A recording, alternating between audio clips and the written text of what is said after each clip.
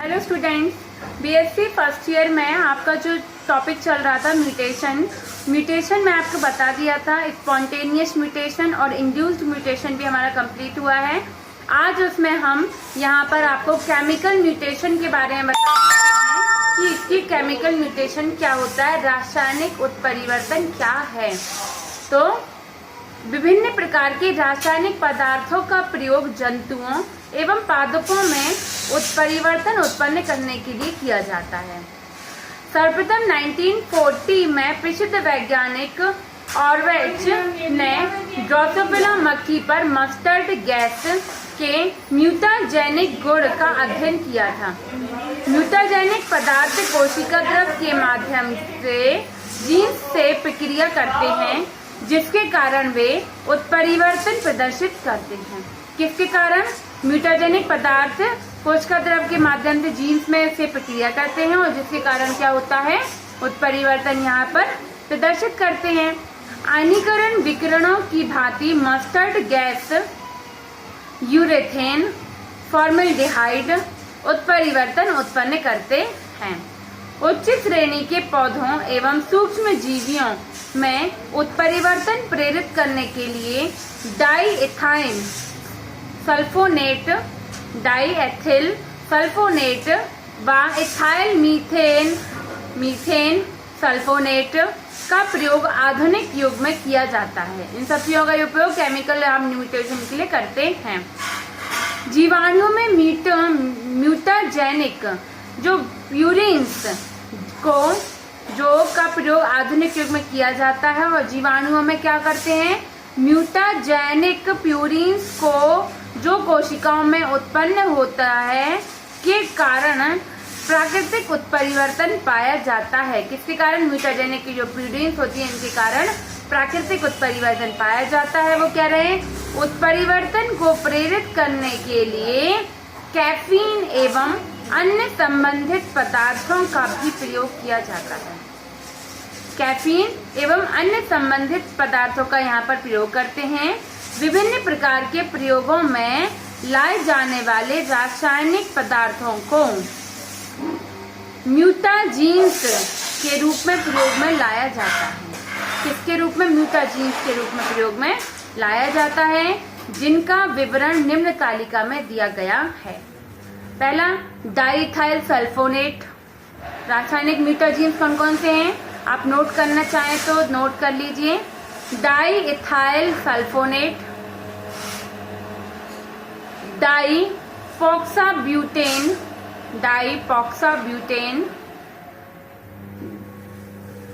Ethylene amine, ethylene oxide, ethyl methane sulfonate,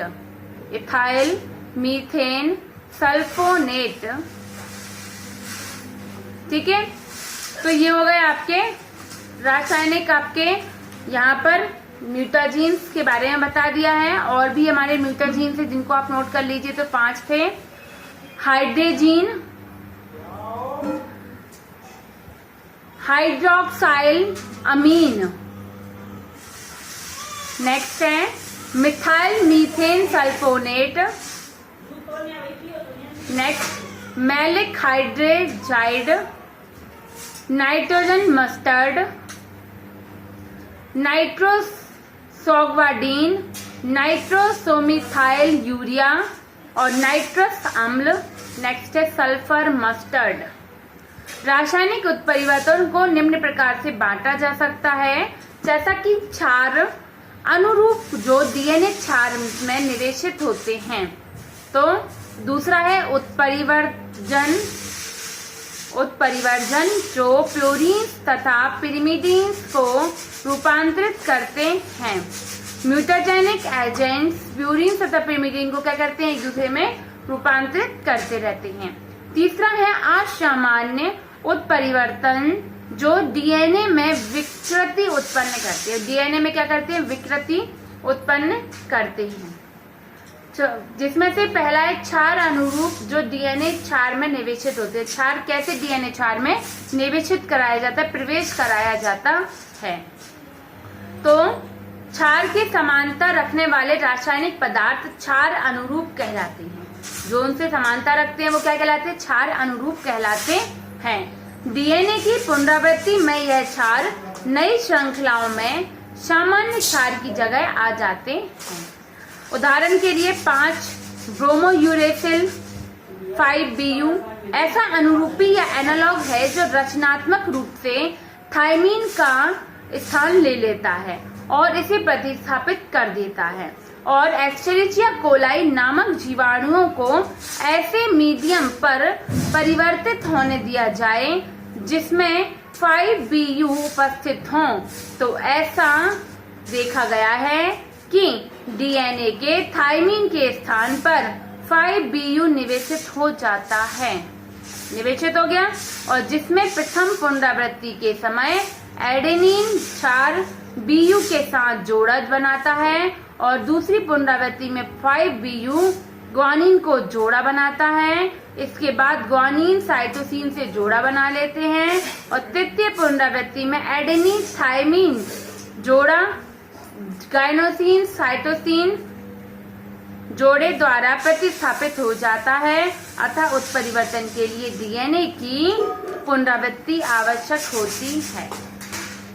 तो समझ में आया कि पुनरावृत्ति के लिए क्या आवश्यक होता है।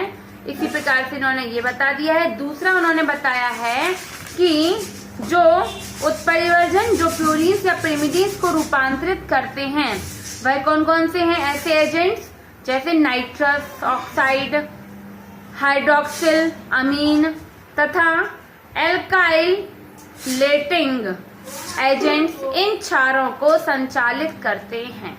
ये क्या करते हैं? इन सब क्षारों को संचालित करते हैं। ठीक है। अब है नेक्स्ट जो हमने बताया था, दूसरा ये हो गया नाइट्रस ऑक्साइड क्या है। तो आप HNO2 इसका सिंबल होता है संकेतिक, इसके द्वारा डीएनए क्षार का डीएमाइलेशन होता है। यह पदार्थ अमीनो समूह NH2 के स्थान पर हाइड्रोक्सिल समूह OH प्रतिस्थापित करके डीएनए के क्षारकों में परिवर्तन उत्पन्न करते हैं। ठीक है। तो इसी प्रकार से इन्होंने क्या बताया, इस डीएमाइलेशन की आवृत्ति का क्रम एडेनिन साइटोसिन ग्वानिन होता है, जिसमें क्षारों की रचना एकांतरित हो जाती है। नाइट्रस अम्ल HNO2 एडेनिन की को डीएमाइलेशन द्वारा हाइपोजेंथिन में बदल देता है। इसी प्रकार साइटोसिन यूरेसिल तथा ग्वानिन जेंथिन में परिवर्तित हो जाता है, और अतः नाइट्रस ऑक्साइड द्वारा AT का जोड़ा GC के जोड़ों में बदल जाता है। मतलब एडेनिन थायमीन का जोड़ा ग्वानिन और साइटोसिन में बदल जाता है। इसी प्रकार साइटोसिन यूरेसिल में परिवर्तित हो जाता है, और U और A मतलब यूरेसिल एडेनिन के साथ जोड़ा बना लेता है। ग्वानिन के एडिमाइनेशन के फलस्वरूप X बनता है, और X और C मतलब ये साइटोसिन के साथ जोड़ा बनाता है, जैसे कि टेबल में यहाँ पे हम आगे शो करेंगे। ठीक है। तो ये तो हो गई हमारी इसकी नाइट्रस ऑक्साइड की बात हो गई है। हाइड्रोक्सिल अमीन क्या होता है? तो हाइड्रोक्सिल अमीन भी इसी प्रकार से होते हैं, और एल्काइलेटिंग जो एल्काइलेटिंग एजेंट्स होते हैं, ये भी विभिन्न प्रकार के एजेंट्स होते हैं। इसी प्रकार से ये परिवर्तन को डीएनए में शो करते हैं। तो अगर आपको शॉर्ट क्वेश्चन के रूप में केमिकल प्रोसेस पूछ गया तो इतना तो आपके लिए बहुत सफिशिएंट है कि आप इतना लिख सकते हैं। ठीक है। और साथ ही साथ इसमें एज इफेक्ट भी होता है। अनेक जीवधारियों पर आयु का प्रभाव उत्परिवर्तन पर देखा गया है। ड्रोसोफिला में अधिक आयु होने पर लिंग संलग्न उत्परिवर्तन उत्पन्न हो जाते हैं। अनेक वैज्ञानिकों का विचार है कि पुराने एवं सड़ते हुए बीजों में म्यूटाजेनिक उत्परिवर्तन हो जाते हैं।